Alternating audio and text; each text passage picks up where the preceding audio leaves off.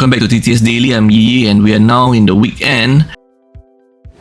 On January 22nd, 2025, at around 8 PM in Nagano, Japan, outside GR Nagano station, a man suddenly started attacking people near a bus stop.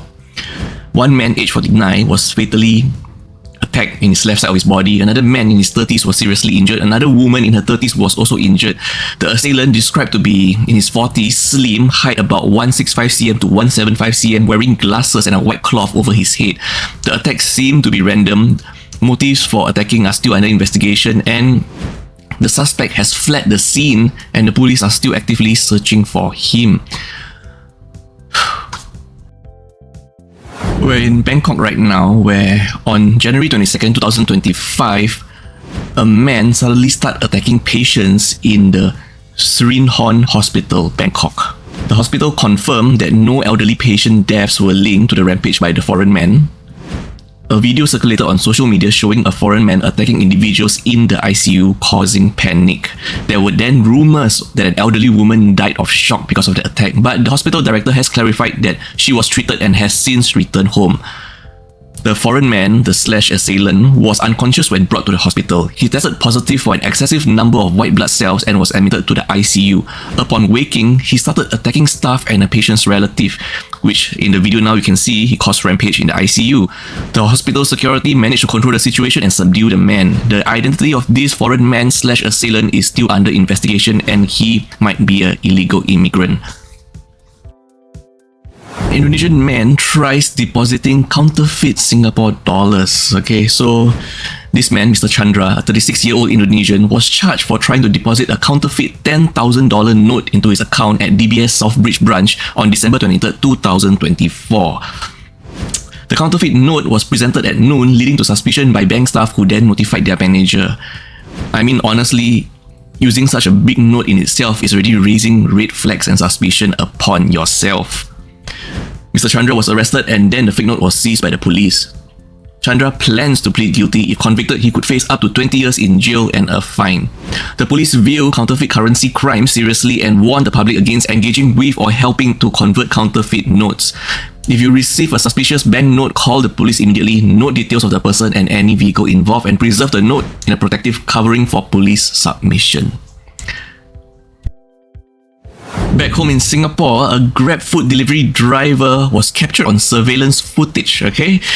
He delivered his food to Ang Mo Kio, Singapore. He was taking a picture of the food, placing it at a door handle, and then he suddenly picked up a pair of slippers from outside the flat as he was walking out, as you can see in this footage here.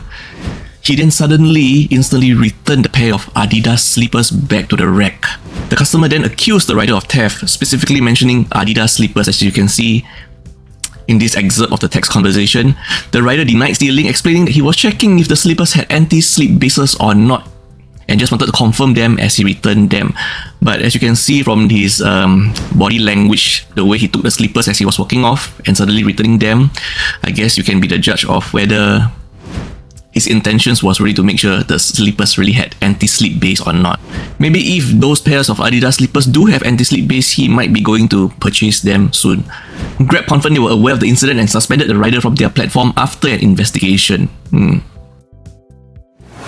finally, our last story of the day, Moovaz is under investigation by the Singapore police due to numerous customer complaints about delays in receiving their belongings post-payment. So what is Moovaz?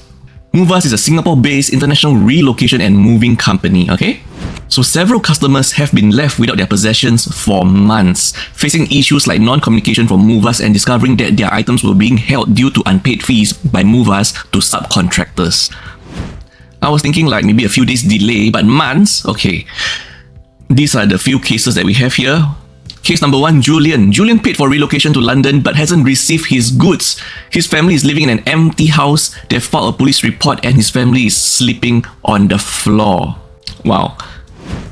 Case number 2, Miss Noreen. Her second shipment to New Zealand was delayed without communication. She was recently informed she might need to pay more to retrieve her items.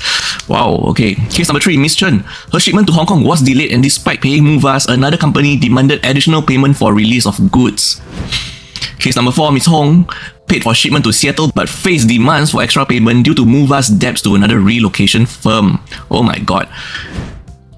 Case number 5, Adrian. Moving to England, he's been asked to pay significant additional cost by a freight company due to Moovaz not paying their dues. Oh my god, so all of these cases involve Moovaz not paying fees to their subcontractors and the clients being denied of their belongings for months. The Consumers Association of Singapore case has received 22 complaints highlighting Moovaz's failure to meet contractual obligations, including payment issues, damaged goods, and items stuck at ports. 22 complaints is a lot, okay? That's 22 people's lives waiting for their goods, to be relocated to them. Moovaz has raised significant funding but faced legal challenges over unpaid services. The CEO claims that they are operational but severely impacted by global shipping issues, promising resolution soon.